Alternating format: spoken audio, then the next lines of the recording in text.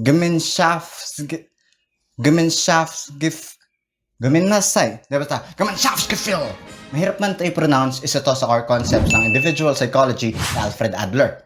Ito yung sense of belonging natin sa mga tao o yung social interest natin na kapag mas mataas, linked siya sa positive emotions. Ayon kay Adler, pinanganak tayong may inferiority complex.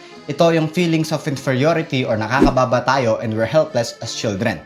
Sa individual psychology, tinitignan ng tao bilang motivated na mag-compensate para sa inferiorities na to sa pamamagitan ng competence, mastery, and success, or ang tinatawag na superiority.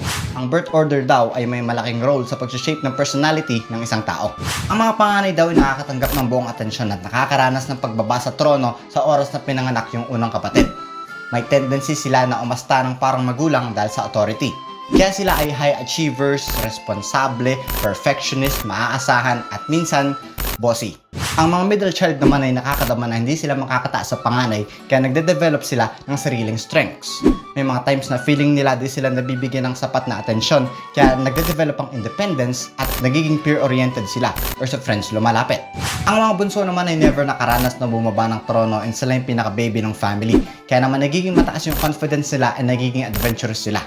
Minsan, nagkakaroon ng sense of inferiority independence sa mga magulang. Samantalang ang mga only child ay parang panganay lang din pero hindi sila nakaranas ng pagbaba ng trono. Kaya usually, matured sila, self-centered, confident, and responsible. At the age of 5, nabubuo ang style of life natin. Ito ang unique and consistent pattern of behavior, thoughts, and feelings natin na nagsishape sa personality, goals, and approach natin sa buhay. Kung si Freud nakatingin sa past experiences, si Adler kabaliktaran. Ang teleology ay ang principle ng behavior ng isang tao ay nakafocus sa future goals, purposes, and completion imbes na pagtingin lang sa past experiences. This is Individual Psychology of Alfred Adler.